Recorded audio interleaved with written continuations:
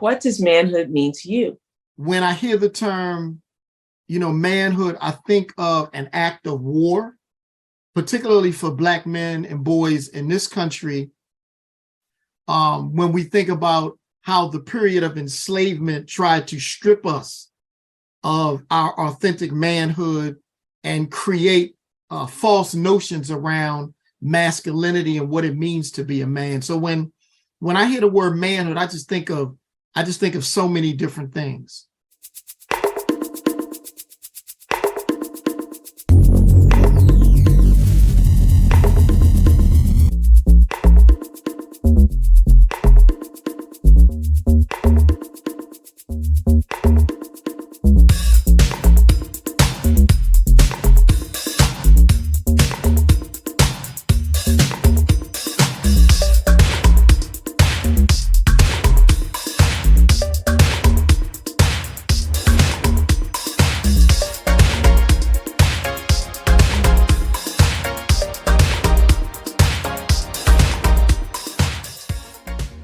Hi, and welcome to another edition of King Crush Thursday, the series where we highlight and uplift Black men, because frankly, not too many people are doing it. My name is Veggie, and I'm super excited to bring this brother to you today. He is a prolific author whose work has been featured in many media outlets, including BBC Magazine and PBS and CNN and so much more. Please feel free to read his full bio below. But without any further ado, please welcome Mr. David Miller. Hello, David. How are you? Hey, how you doing? I'm good. Thank you. Thank you so much for joining us today. And thank you so much for being a part of this narrative, which we are looking to shatter the very narrow current narrative about Black men that is out in the media. It's a myopic view of a sliver of our community. And so this goal is to create a repository of 6 questions on our way to, in phase 1, 100 answers by 100 different positive and successful Black men, with the hopes of one day having a young king who may or may not have positive Black male role models in his life to be able to come to this repository, see these same 6 questions answered in 100 different ways, and hopefully find guidance there. And then for the rest of us who are neither male or even Black, to also be able to look at this repository and get a better insight into, again, often this very myopically or narrowly defined group of people, such as yourself. And so I'm so glad that you're here to contribute to this this narrative. And I'm going to get started with the first question, what does manhood mean to you? What does manhood mean to me? So for me, I think that manhood is a spiritual calling. Manhood, whenever I hear the word manhood, for me, it speaks to a larger community commitment to our elders, to our women, to our children. When I hear the term manhood, I think about role modeling for young people, male and female. When I hear the term, manhood, I think of an act of war, particularly for Black men and boys in this country. When we think about how the period of enslavement tried to strip us of our authentic manhood and create false notions around masculinity and what it means to be a man. So when I hear the word manhood, I just think of so many different things. Wow. Thank you for that. Thank you. So, David, who and or what is important to you? So first and foremost, family. I'm a husband, I'm a father. So family, extended family. I would not be the man that I am now if it wasn't for my amazing family and extended family. And although many of my extended family have become ancestors, I stand on their shoulders. And so I also stand on the shoulders of, I'm born and raised in Baltimore, so many community champions, some who are still alive, but some who have, passed on, who have really stewarded my life and my mission. That's awesome. Excellent. Excellent. Thank you so much. And so, David, how do you want us to see you? I want to be seen as a God-fearing Black man. I want to be seen as a man who is unapologetically Black, who is frustrated with the toxicity that racism and white supremacy has created, in this country and globally. Well, got it. Got it. So, David, question 4 is, what is your epic dream? What is my epic dream? So I have many, but one of my biggest dreams is to give away children's books. I write very unique children's books that are designed to help Black, brown, and other children dream. Too often our children have forgotten how to dream.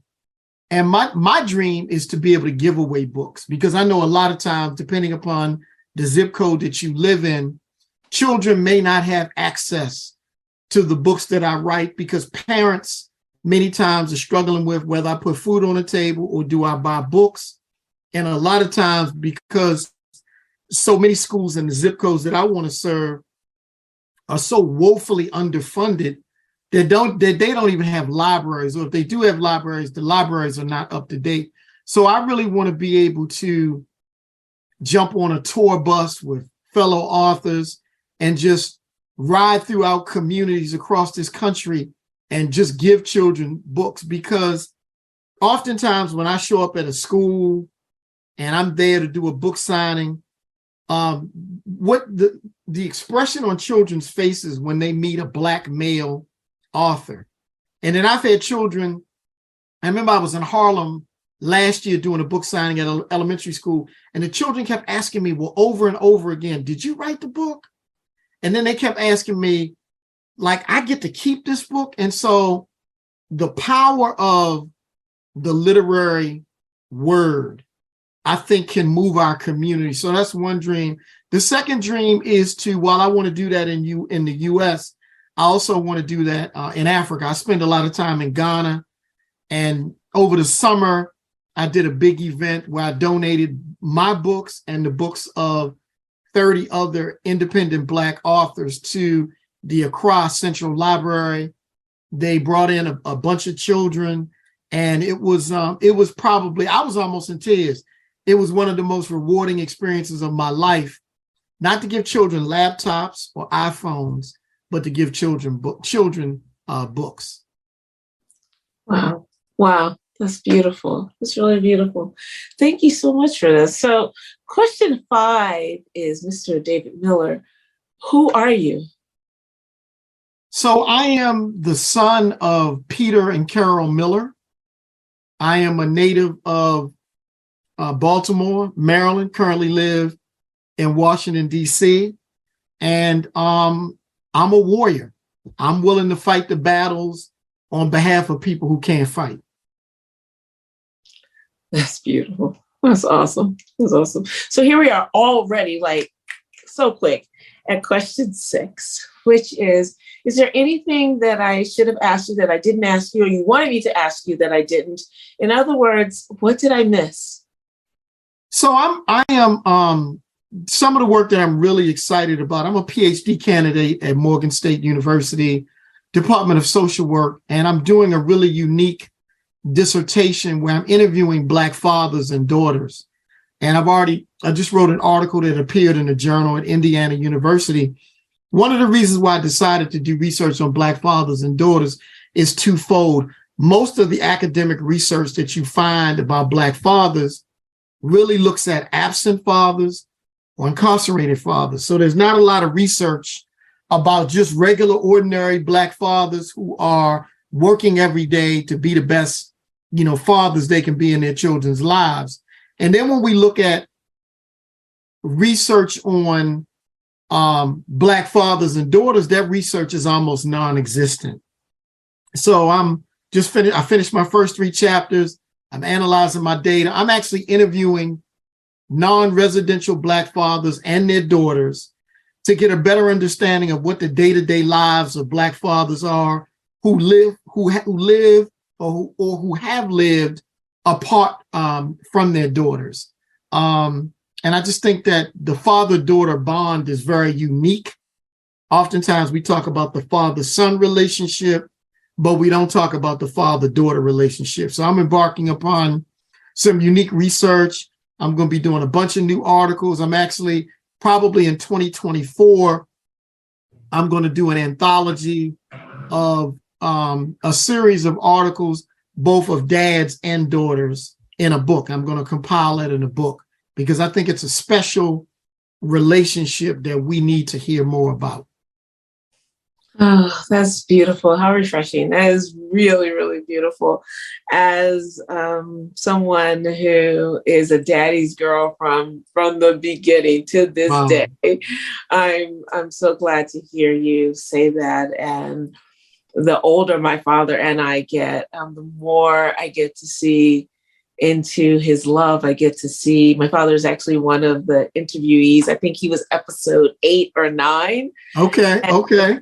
You got to see his heart. And he's such an amazing person. And, you know, one of the reasons I'm actually doing this is because I know the person who has raised me and my siblings and is well respected in my community, who's raised sons and now grandsons in this community and in this world. And I want other people to see beyond the physical stature of these people, but to see that they were more than what is portrayed, you know? And so I'm so grateful to hear you say that, hear about your work. I can't wait to read it, which is really exciting. And congratulations on that. Thank you. Absolutely. And thank you so much for this. I mean, this is really wonderful that you, very succinctly gave us your thoughts, which is really wonderful. And so I honor you, my king. I pray that your epic dreams come true multiple times over, because indeed we do need to have more of our words in the hands of our children so that they can create their own words and hopefully make this world a better place because they get to participate in it in a meaningful way. And so can I share something real quick? I know we're about to end. Sure. So most people are familiar with my curriculum. When you talk about King, it's called Dare to Be King. What if the Prince Lives? A survival workbook for African-American males. I decided to write this curriculum because of my experiences growing up in Baltimore. When I was a freshman in college, my best friend was at Morehouse. He'd come home during summer vacation. He was shot and killed standing next to me. So I've taken my academic training along with, what I learned growing up on the streets of West Baltimore and created a really unique curriculum because I want boys to dare to be a king. So I just want to thank you for all that you do. Thank you. Thank you so much. And we'll make sure that we have a link in downstairs or down in the curriculum or in the description so that folks could link to that if possible, if it's available. That would really be wonderful. Thank you so much. And stay right there because I want to thank you, audience, for watching and being with us today. I really hope that you too enjoyed this conversation and got as much out of it as I did. And if there is a positive and successful Black man in your life that you want to see highlighted in this forum, just like David Miller was, please feel free to click the link below or in my bio, fill out the nomination form, and we'll take it from there because we are in phase 1 on our way to highlighting 100 different successful and positive Black men. And we are almost there. And I say all the time, success is not necessarily what someone does for a living. They too may be a prolific writer and a PhD candidate or not. It really is about the content of one's character and the impact that he has on the lives around him, starting with the family, nuclear family, and to the community, and everything else in between. Those are the brothers that we want to talk to and to really expand our narrative. And so please stay tuned next week for yet another amazing king. And in the meantime, please remember to spread love and have a great day. Thanks so much. And David, thank you so much. That was really, really wonderful. Thank you. Thank you.